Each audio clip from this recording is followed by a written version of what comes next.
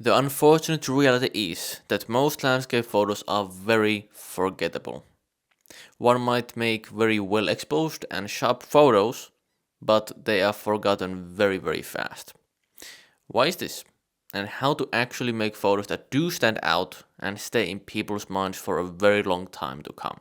Hi, I'm Hugo. I travel and photograph the world full time, and I help outdoor photographers go from button clickers into storytelling photographers. In this video, we'll go through why most landscape photos are forgettable and how to fix this. But before we dive in, if you haven't checked out Focus Notes, my newsletter where I share exclusive insights from my photography journey to over 8,000 photographers, then make sure to join us from the link in the description.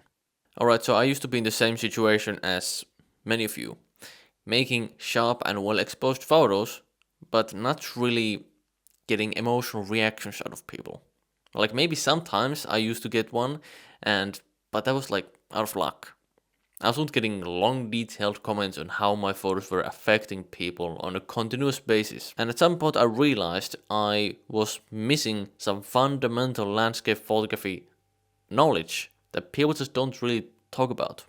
After realizing those and learning the skills required, I've been able to get to my position right now where I get to impact many people emotionally through my photographs, and my photos do stay in people's minds for a long time. So why are most landscape photos so forgettable? It is because, my friend, they lack a story. They lack a story. This is stuff the other photography teachers don't talk about because this stuff doesn't get as many views. There's a reason why YouTube is full of gear videos and settings videos, and it's not your fault if you haven't thought about storytelling as something you must learn, because people don't really talk about that stuff. But this is a fundamental thing that you must learn. And this is why I invented my signature story triangle. This is gonna help you understand how to make unforgettable photographs and how to tell great stories through your photographs so that they aren't anymore just nice technical snaps. So let me explain to you this triangle, and this is gonna help you a ton. Alright, so here it is, the story triangle. So there are 3 elements to the triangle, and you need to understand all of these. So let me go one by one, what this means and why you need to understand all of them. If you even miss one of them, then your photos are just gonna fall flat and they'll be forgotten. So it's important you understand all of them. So let's start with the mood. So mood. If you don't have great mood in your photos, then yeah, they're gonna fall flat. It's not gonna be interesting. And I define mood as a combination of lighting and color. So you must have interesting lighting in your photos, or they are gonna be much more boring. And what kind of lighting you have is gonna impact a lot what do people feel when they watch your photos. What emotions do come across. And then it's the same thing when it comes to color. You must understand what color to use and in what case, and how to tweak colors in Lightroom. You must understand what emotions do certain colors bring to the viewer. This is very important to understand. If you have messed up colors in your shots, then they can be distracting. People can't be looking at your shots. It might be hurting their eyes, literally. And yeah, the photo is just gonna be much more boring. So you must get the mood right. Cool. Then when you do have the mood right, then you must have your focus right. Now, what do I mean by that? I don't mean the literal focus point, like where is your focus at? Although that does also affect the story. What I mean here is that what are you focusing on? What is the photo about? What's the focus of the photo? And how have you framed everything in the photograph? Composition affects the story a ton. how you position elements in the photograph, what's the angle you're using, where do you position yourself on the field. All of these shapes emotion and the story that's coming across. This is super important to understand.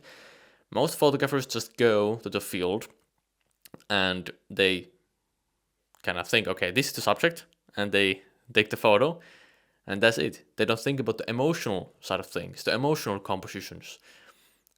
This is crucial to understand. But, my friend, if you have mood and you have the focus right, it doesn't mean you will still have a great photo. You must have a moment in your shot. This is crucial. So what's happening? There must be something happening that's interesting or special in some way so that your photo won't be easily forgotten.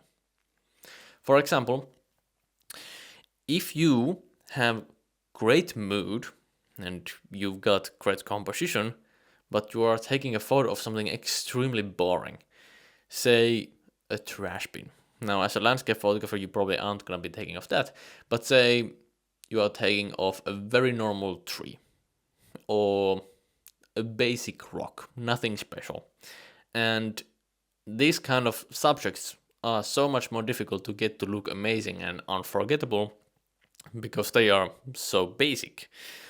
But then if you do find a standout tree, or then you find a very interesting, unique kind of rock in the foreground, say, or you have some special moment unfolding in front of you, say you have a great sunset, you have fog rolling in, maybe there is an animal that has appeared as a small element in your landscape photo, maybe you have a person in the landscape photo like as a small element,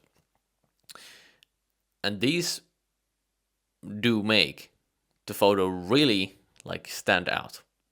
Take example of this photograph I recently took here in Norway, where I'm currently at. I was photographing the Northern Lights and I got this amazing heart in the Northern Lights. I'm still blown away that I got this. But here, like the mood is clear to me, like what I was going for. The framing was absolutely clear, like what do I use to evoke the emotions of like awe, how you say it? Yeah, awe. And then the moment was of course sick, like a heart-shaped Northern Lights.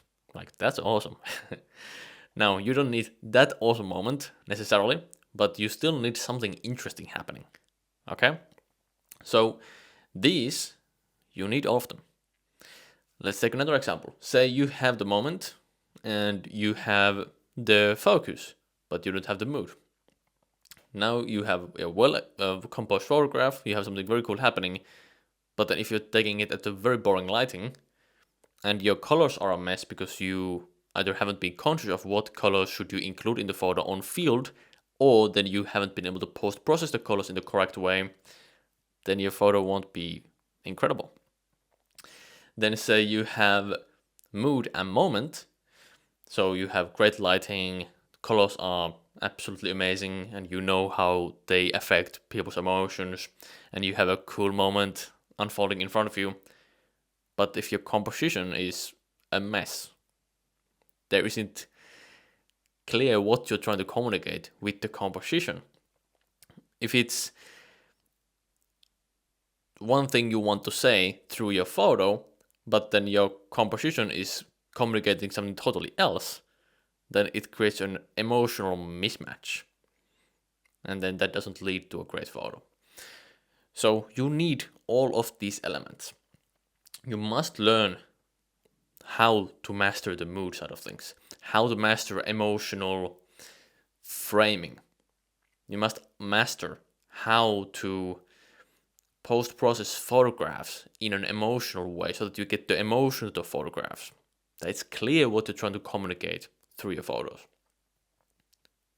This is something that most photography teachers don't preach about, but I do. Alright, so I hope you now understand how to actually make an unforgettable landscape photo and what elements it has to have for it to be amazing. Now, You of course must master these different elements of the triangle.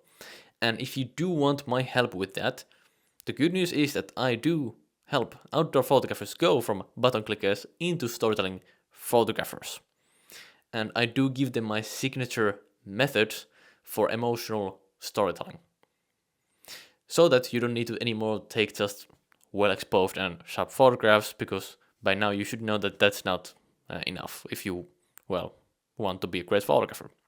So if you do want to apply to work with me, DM me on Instagram with ready, or then if you don't have Instagram, then just hit the other link in the description to apply to work with me. So hopefully this was insightful for you, and if you did find this insightful, then you're gonna also find this video insightful where I bust 5 landscape photography myths. So check that out next. Make sure you don't believe any of these.